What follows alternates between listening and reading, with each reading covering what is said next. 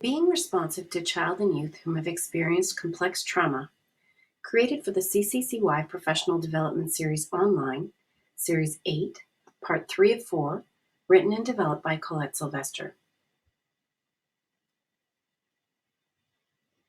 The objectives for this series are to understand attachment, to review our understanding of the definition of executive functioning, and review the key supports for executive functioning skill development. We will explore self-regulation and understanding how to support children and youth in learning to self-soothe through sensory activities.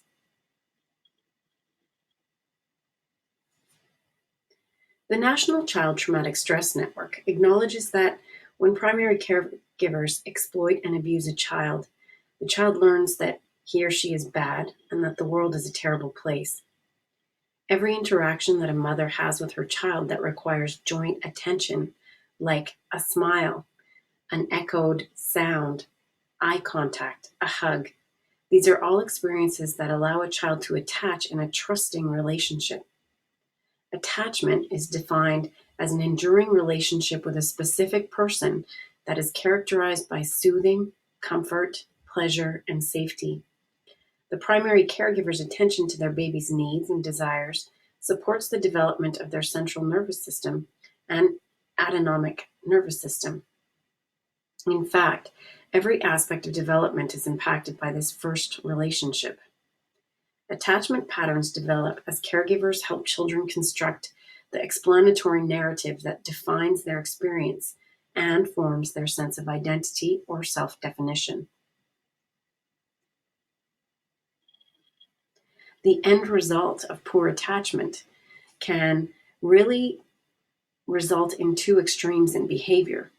First, the child whom appears to have little or no interest in a relationship with an adult caregiver, or they attach too easily, clinging to anyone whom shows them any interest. It is common for adults to end up treating the child who is standoffish or apathetic in the very same way. It's shown that this further inhibits any interest they might have in others. Children actually need a caring adult to show an unwavering interest in them. This helps them to engage with others and become curious, which will ultimately help their ability to learn.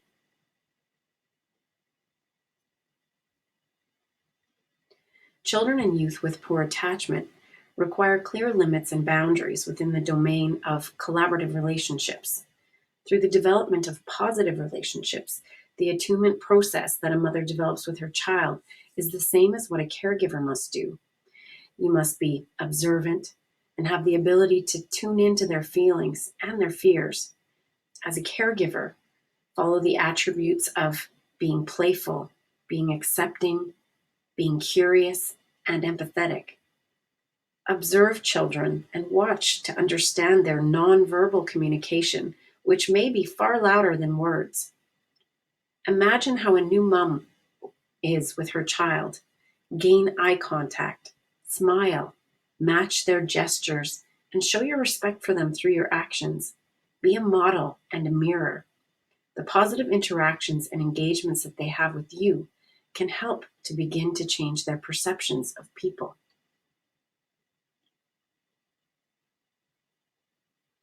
In the previous series on executive functioning, we learned that this executive functioning is our cognitive control and supervisory attentional system, which is really an umbrella term for the management, regulation, and control of our cognitive processes, including working memory, reasoning, flexibility, and problem solving, as well as planning and execution.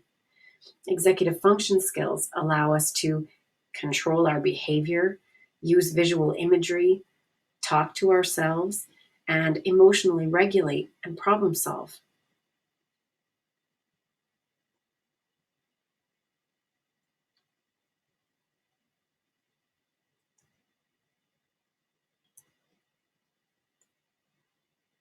Just to continue with our review, it's important to point out that executive function skills are built, not born, and that they develop in environments that are free of toxic stress, that are organized, and are safe.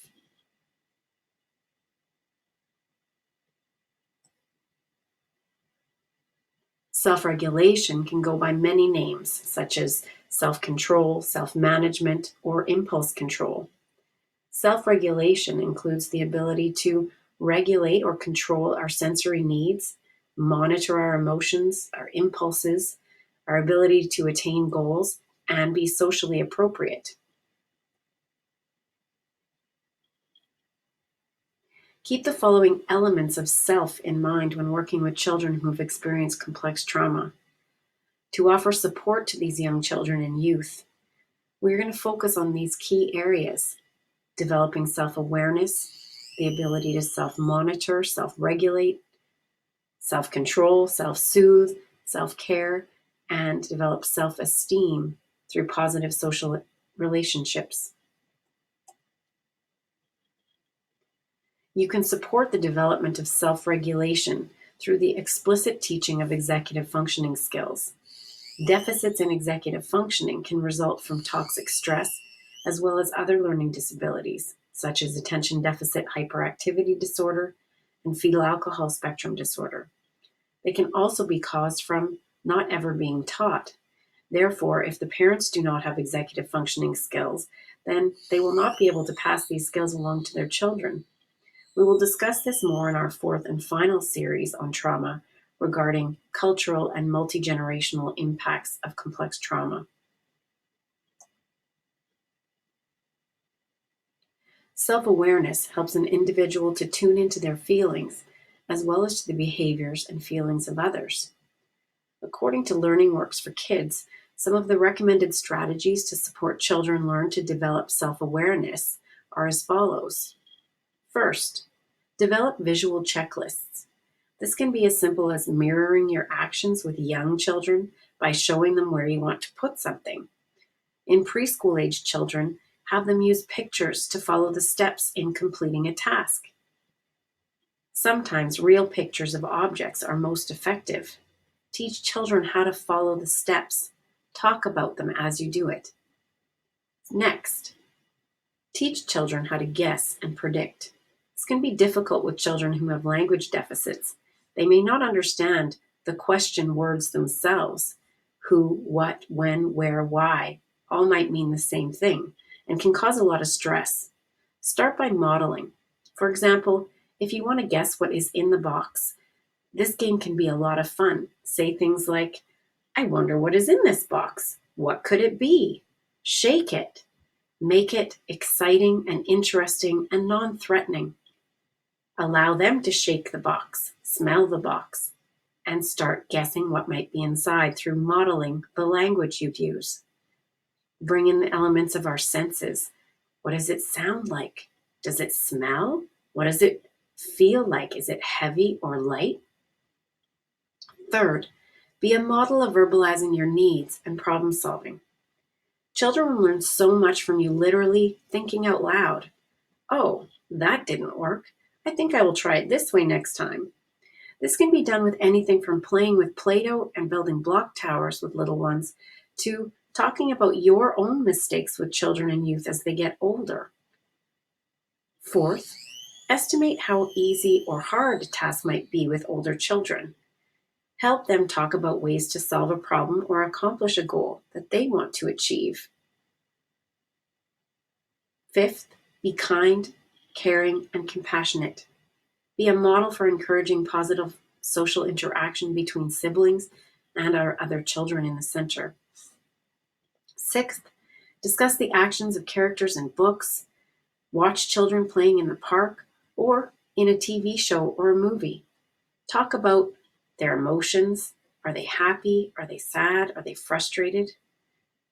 Seventh, model potential social situations. Again, this is very dependent on the age and developmental stage of a child. It may be showing children how to ask for a toy or say thank you for a snack.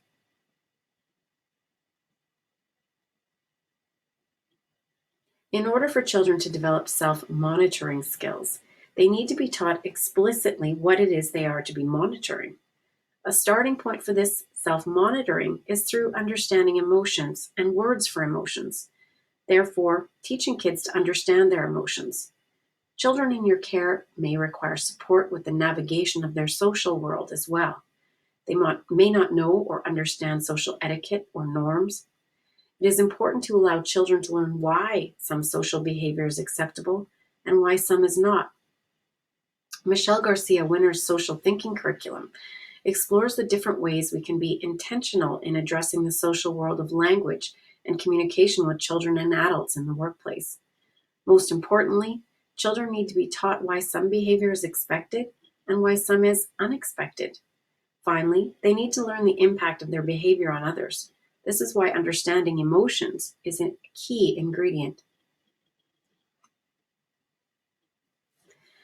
The following article is an example of how we can interpret behavior with children and allow children to learn from the experience in the moment, not to just be punished from it. It is entitled, Are You Teaching Deeply or Redirecting Behavior? Using the social thinking vocabulary, terms expected and unexpected, written by Carrie Weber Palmer.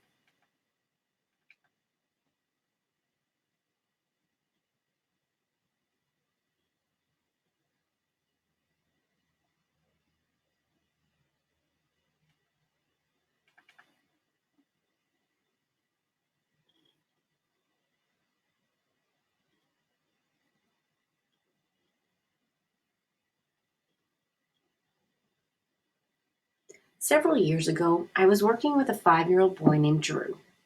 One morning at school, he was hanging up his coat and backpack when another classmate arrived, accompanied by her mom.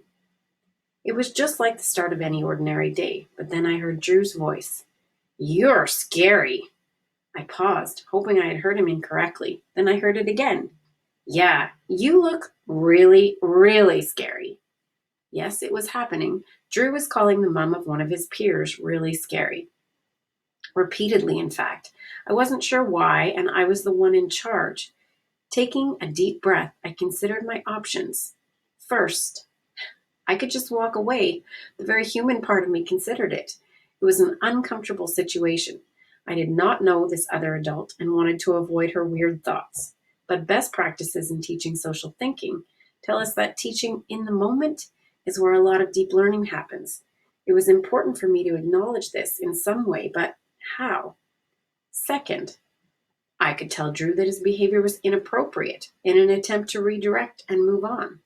But what would that actually teach Drew? Labeling his behavior as inappropriate would most likely communicate a message that I was disappointed and upset with him. It would certainly not tell him what to do next time or explain the impact of his words on others. Third, I could use the social thinking vocabulary in the moment to teach. Something like, Drew, telling others they look scary is unexpected and might make them feel uncomfortable.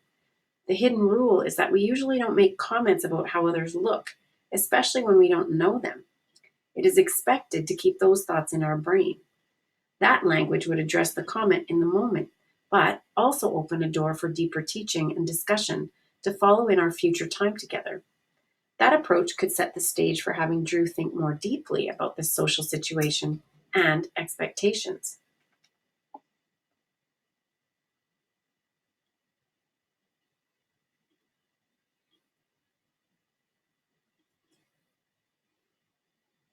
Next, moving on to emotional regulation.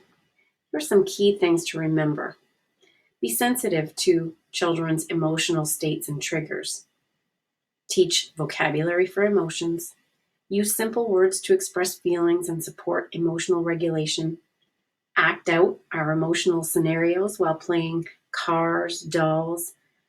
Talk about emotional reactions when in a calm and happy place. Allow children to become calm and regulated before trying to intervene with them. Build positive relationships while playing.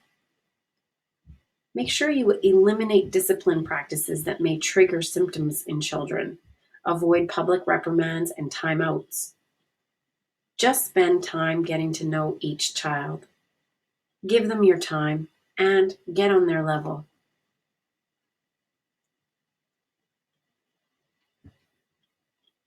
Being able to self-soothe refers to a person's ability to use tools, both internal and external, in our environments to bring us back to a calm and regulated state caused by emotional, social, or sensory dysregulation. Multisensory rooms can be phenomenal tools to support children and adults regulate themselves. However, it is important with young children to build multisensory experiences into the play environment and play routines. Children who have experienced complex trauma will need support in learning to use sensory activities to self soothe in a healthy and safe way. The Attachment, Self Regulation, and Competency Framework, or ARC framework, is one of a handful of emerging treatment models being developed in partnership with the National Child Traumatic Stress Network as an intervention for children and adolescents impacted by complex trauma. The framework for this type of intervention stems around attachment, self regulation, and competency. Attachment refers to the caregiver's emotional management, attunement, consistency in responding and establishing routines and rituals. Self regulation refers to emotional identification, modulation, and emotional expression. And finally, competency refers to the primary components of executive functions and self development. Here, we will focus on self regulation.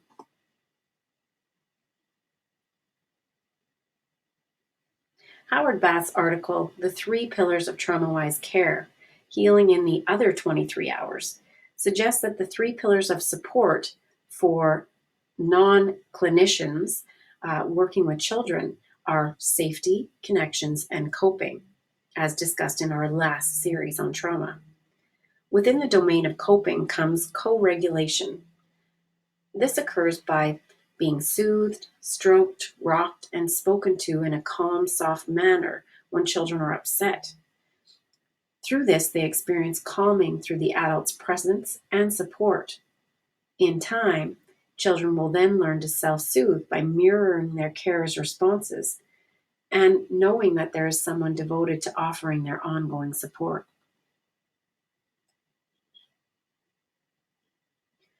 Children may not have the language skills to communicate with words, but caregivers can support by providing calming activities such as swaddling, rocking, and singing, and many of the others that we've explored in our series on sensory regulation. With older children, the adult caregiver will be required to show self-control and ensure that they don't mirror angry or hostile behavior. Remember the simple rule of 5 positive interactions to every corrective or negative interaction is something to focus on when trying to develop connections with children.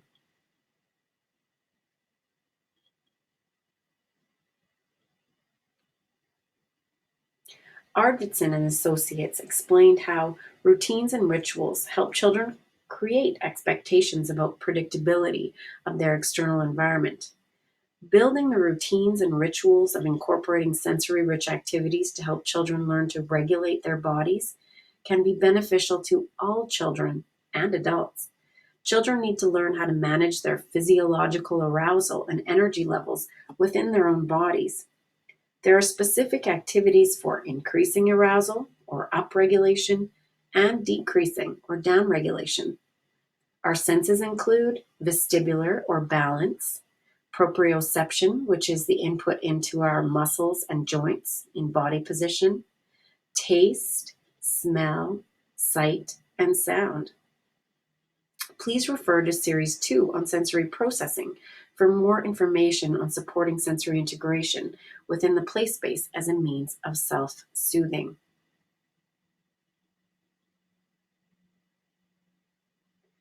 Remember, children will naturally seek out or avoid sensations. Try to help children find healthy ways of regulating themselves through exploration of the play environment. Talk about which activities make them feel good or in the green zone. Some activities to include proper and safe use of the following things like sand or water tables, jungle gyms outside, Play-Doh, swings, merry-go-rounds, spinning seats, exercise balls, weighted blankets or toys, a small trampoline, bean bags, rocking chairs, wobble boards, weighted balls, and crash mats. All these are examples of activities that promote sensory integration and can promote children's ability to learn to self-regulate as they play. Make a note and chart or checklist of the things that work for different children to create a map of activities to help them self-soothe.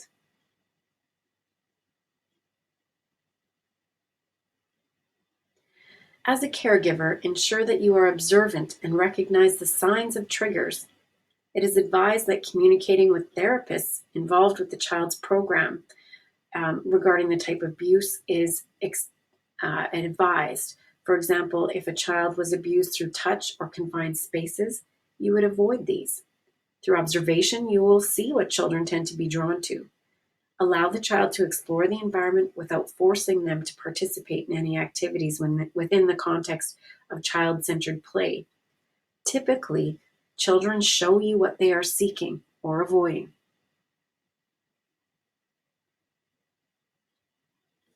In summary, play is the primary modality young children use in order to communicate with their internal experience, master developmental tasks, and self-regulate.